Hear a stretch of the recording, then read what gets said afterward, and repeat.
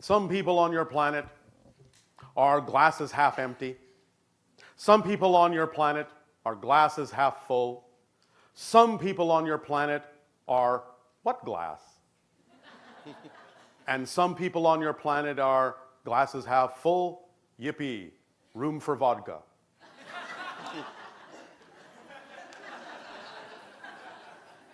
Thought you would enjoy that little Earth joke. Speaking of altered states. Hello, Bashar. And to you, good day. I was wondering, have you ever heard of the biblical codes hidden in the Bible? Yes. Again, going back to the idea of numerical symbols, numerical synchronicities, yes, that are reflective of collective consciousness ideas that you have buried and implanted in much of the literature that exists on your planet in a variety of ways. Do remember, as we have recently reminded another member of your species, words are vibrations. Words are resonance. They carry within them geometric and mathematical resonances that are representative of the structures of existence itself. And that's why you still retain the idea that when you speak words and when you spell words, it literally is the idea of the magical casting of spells. You still have the idea that when you use words, you are spelling. So the idea is that they have power, they have resonance. They are representative of those kinds of proportions and ratios and relationships of energy and frequencies within your reality. So you're saying they weren't put in there by extraterrestrials by any chance? Would you like to speak up so that all may hear what you just asked about extraterrestrials implanting things in the Bible? Yeah, right. So are you saying they weren't planted in the Bible, and they're just... Let's put it this way. There are dialogues that happen on many levels between the consciousness of the beings on Earth and the consciousness of beings from other places, other realities, other dimensions. And in combination, sometimes there are agreements that will inspire and create certain tomes, certain books, certain lines, certain frequencies that may be representative vibrationally of those conversations and dialogues taking place in a multidimensional way. So if you want to say we're involved to some degree, yes, that's true, but that doesn't mean you're not. Does that help?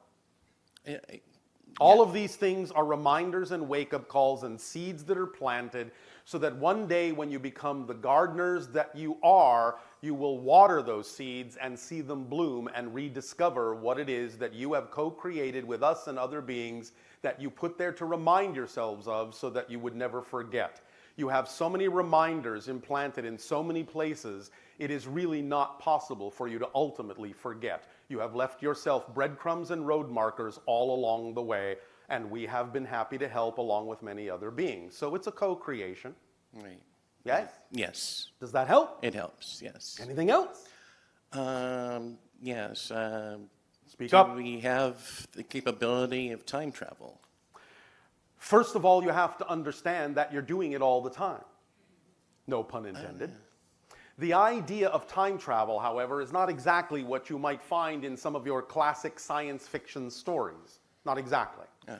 If you understand that everything exists all at once, then all you're actually doing when it appears that you're time traveling is you're simply shifting from one parallel reality to another that may be representative of something you would call a different time frame that you would relate to linearly as the past or the future.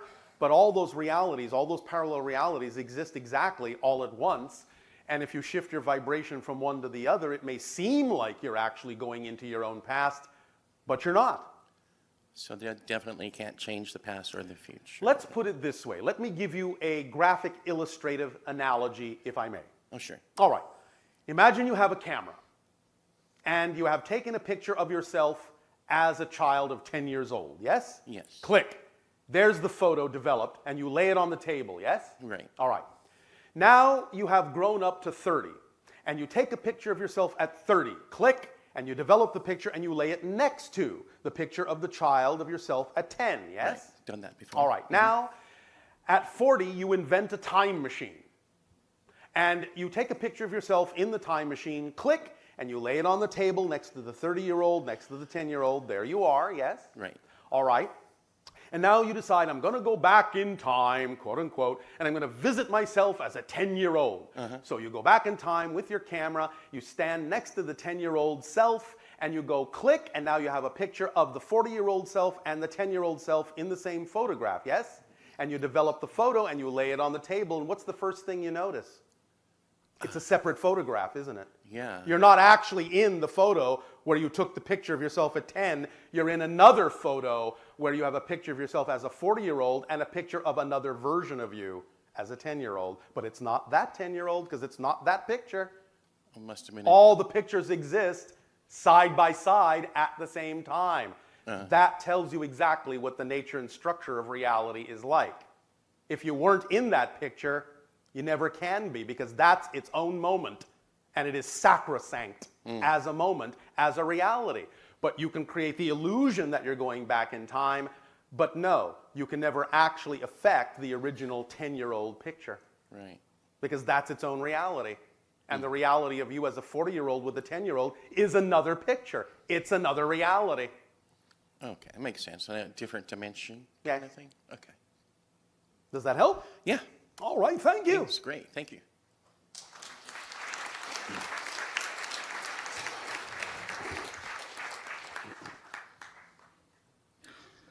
Hello, Bashar. I know you. Good day. Can you tell us what happened to the Malaysian flight MH370? Yes, I can. Okay, go ahead. Oh, will I tell you? No. Okay, can you tell us something about it? As we have originally said, it involved what you would call a defection. Do you understand the term? A defection? Yes. Political defection? Seeking sanctuary? I get What it. you call asylum? I know exactly. All right. But shall we say, didn't go according to plan. That's all we are allowed to say. Because there will be more information on this coming up in a manner that if we tell you more now, will actually prevent a process from going forward in the way that most of you would wish it to. Interesting. Isn't it? Yes. Nevertheless, that's what we are allowed to say. Anything else? Yes. You said that everything is going to change in 2016. I did.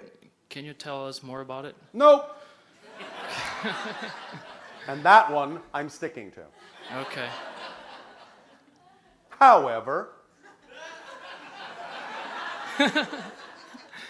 we have already announced that there is an upcoming transmission called 2015 to 2016, the years of expansion and contraction, and in that transmission, we'll be allowed to say a little bit more.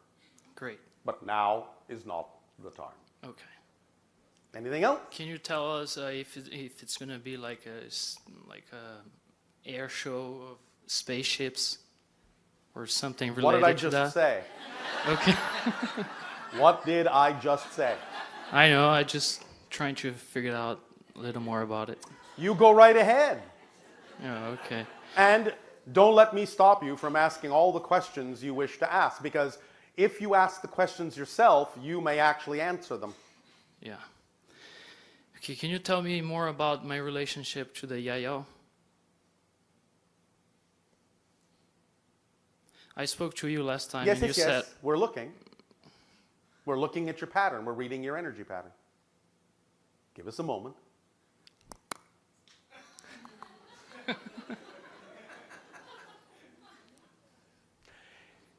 If you have not already had it, it is likely you will begin to have some kind of dream contact with a young child of the Yael that will help illuminate your relationship to that species and what may be happening in the future when the children are delivered to live among you on your planet. Can you All right. tell me the name? Nope. How many? You have to have the dream, and you'll only be dealing with one right now, and that's all you get. So suck it up. Okay. Can you tell us what is the percentage of me reaching 157 years old? At this particular moment, Yes. 63%. 63. At this particular moment, 57%. At this particular moment, 68%. Hey, that's- At this that's good. particular moment, 87%. At this 87 is particular good. moment, 47%. At this Okay. particular moment, 33%. All right. Is that enough? That's perfect. Thank you. All right. You said our first planet we're going to visit, it's called... Barnard's star has a planet around it that will likely be the first place that you will practice your ability to interact with another species as their UFOs in the future. And their planet name is Uva? UVA. Okay. Do they have a fruit? Do they have grapes in their planet? Or They something have related? fruit, not exactly what you would call a grape, but something similar. Okay. Just wondering. Because in Portuguese language, grape is uva. All right. So I just thought there was going to be any... Then if you wish, you can consider the entire planet one big grape. So that when you go there, it will be a grape experience for you. Great, Bashar. I think that's Thank you all. very much. Thank you very much.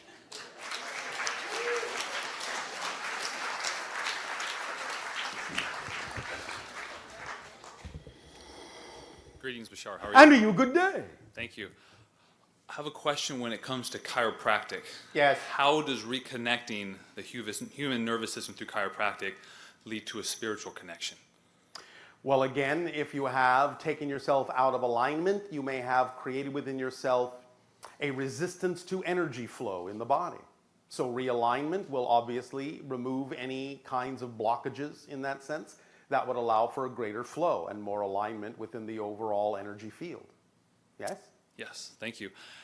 As you probably know, when I glance at the sun, I receive interdimensional symbols on Yes. the back of my eyelids. Yes. How or what would be the best way to fuse those symbols in an energetic sense with chiropractic? Well, what state do you feel you're in when you experience the symbols? The highest state. That state is the state from which to come in doing any kind of other work. Make sure that you are in that state. Remember, when you have an experience that to you represents great alignment with your highest frequency in whatever form that comes, and it doesn't always have to be exactly felt the same, by the way, just as long as you believe it is representative, when you remember what that felt like, you're in that state again. The paradox is you actually have to be in the state to remember what it felt like before. Right. Do you understand the paradox? Yes. Because you cannot perceive what you're not the vibration of first. So you use memory to trick yourself into being in the state, and you think linearly it happens that if you remember a time when you were in that state, you'll be in that state again. But what's actually happening is you have to be in that state first in order to even have the memory of ever having been in it before. So that means as soon as you remember it, you've been in the state. Gotcha. Does that help? That does. And how, or I guess, what is the greatest purpose for the frequencies of these symbols for not just humanity and the earth, but for the greater universe as a whole? The greatest purpose is to allow you to be the absolute fullest expression of the unique aspect of creation that you are. Period. Because by being the fullest you can be, that is of greatest service to every other being in creation. Awesome. And how are these symbols transmitted between different stars? As in, like, is it through portals? I guess, is there a light network created? Telepathically. Telepathically. Vibrationally, resonantly. You do understand that everything exists here and now, yes? It's the second law? Yes. Well, if everything is really here and now, when a society or an individual truly understands that, then you understand that as long as you are in some sort of resonant field that is similar to another resonant field, the issue of distance matters not. It's similar to what your physicists are now referring to as quantum entanglement. It doesn't matter how far apart two entangled particles may be. They can be light years apart.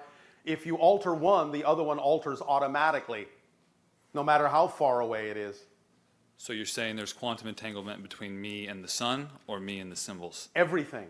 Everything. Do you remember or are you aware of something that we once referred to in our reality called the prime radiant? I've heard it, but I don't remember exactly what it is. Here's the analogy.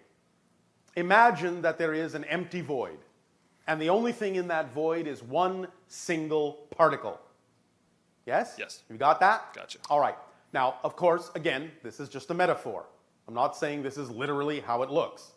But the idea is that if there is only one particle in an empty void of infinity, then there really are no laws, there really are no rules governing that single particle, because there's nothing else for it to relate to, correct? Correct.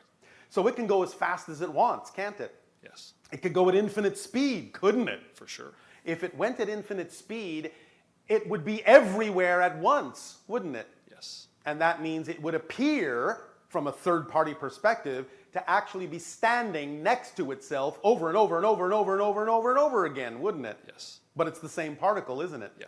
You might perceive it as many different particles, but it's actually the same particle, just moving so fast it can look like 2, 3, 4, 5, an infinite number of particles, can't it? Mm-hmm. Well, if you understand that that's fundamentally the way it works, then you will understand that the same one particle that makes you up, and every single atom and subatomic particle in your body up, is exactly the same particle that makes up the chair, the building, the sun, the stars, the galaxies, everything. Because you are all the same particle, even physically, in the ultimate infinite time-sharing program. Does that make sense? That does. Therefore, everything is actually literally one and the same thing. So if you decide that from one perspective you're going to send a message or information, then all you have to do is decide that another aspect of you, which exists at the same time in the same place, is going to receive that message, and so it is. Because you're using the entanglement of the fact that everything is made out of the same one particle. So if the one particle knows it and sends it, why wouldn't the same particle know it and receive it? Gotcha. So Does that help? So I'm on the receiving end, we could say. If you wish to think of yourself that way, yes. But you're also on the sending end. Correct. All right. Remember, all that is ultimately is simply interacting with itself over and over and over and over and over again as all of us and all of you and all of everything. It's just reflections of the same thing from different points of view. But nothing really goes anywhere. Space is an illusion. Time is an illusion. It's just a side effect. Everything is here and now. So the sending of a message involves actually, really, no distance unless you create the illusion that it does. Gotcha. Does that help? That does. Thank you very much. You're welcome very much.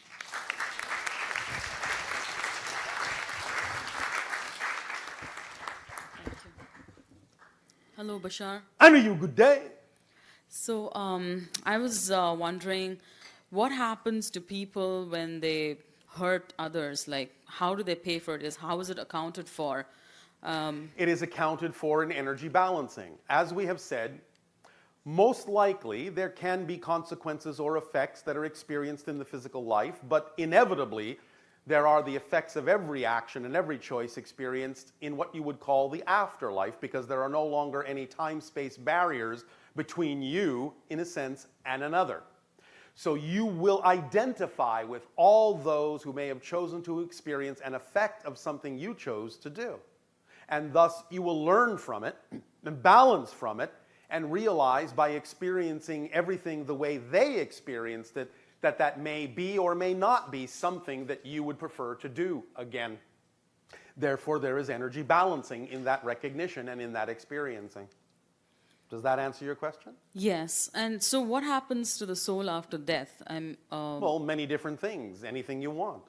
Again, we're only talking linearly here for convenience, yes? In a sense, you're already dead. Because everything exists at once. And as I said, you never really leave heaven. You just dream that you have. Nevertheless, what you generally will experience because of the way you think of these things is similar to what many people relate with regard to near-death experiences. You may experience a shift from one dimension to another, like going through a tunnel of light, but that's just a perception. It's an interpretation of the shift from one level to another. You will be greeted by those who are already in that spirit realm. family, friends, so on and so forth. You will have the life review idea that we just mentioned to some degree in some fashion, and you will decide what to do with what you have learned, and you will move on from there in any way, shape, or form you so desire. There are many, many, many, many, many, many, many, many choices. You can go on to other dimensions, you can experience the illusion of reincarnation, you can even live and continue to live the same life as if you never died in another parallel reality version of yourself. You can become a spirit guide if you wish. You can have an experience of incarnating in an alien civilization if you wish. You can go and explore the galaxies as a spirit if you wish. It's really up to you. You can go to higher levels, higher planes, commune with the oversoul, do all sorts of things. You can even join communities in the spirit world and create whole, apparently solidly physical realities, if you wish. Because again, remember, as above, so below. And all the templates for everything you experience in physical reality already exist as a blueprint in spirit, and you can still experience those things in a very physical way if you wish to. But of course, because it's not really the same degree of physicality, in the blink of an eye, you can change everything. Okay. Does that answer your question? Yes, definitely. Was that too much? No, it, All it right. was just all right. Oh, all right. So I have another question. What is the highest vibration of spirituality, and how do we get there? The highest vibration of spirituality? Yeah, I might have used the words wrong. How does one achieve that highest level of spirituality where? I already gave you the formula.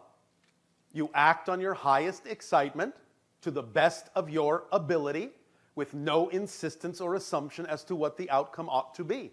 1, 2, 3. Period. It's that simple. Because excitement, your physical body's translation of the vibrational energy of your true self, your highest vibration, often translates in your body as passion, excitement, love, creativity. So anytime you act and are willing to take action on whatever option is available to you in life at any given moment that contains even a little bit more of that excitement than any other option, and you're willing to act on it to the best of your ability, taking it as far as you can till you can take it no further, with absolutely no insistence on what you think should happen or where it should get you or how the outcome should look, you are using the correct formula to keep expanding your excitement and keep raising your frequency experience. Okay, would meditation help? It can, if that's what you're attracted to. You remember what we said about permission slips? Yes. Meditation's a permission slip. If you're Okay. attracted to it, you're attracted to it for a reason. Okay. So use it. Or when you are no longer attracted to it, use something else. It's up to you. It's completely in your hands. Utterly, totally, completely in your hands. You get to decide. You get to choose. Make a decision. Okay, thank you so much. Does this Bashar. help you? Yes, definitely. Thank you. Thank you.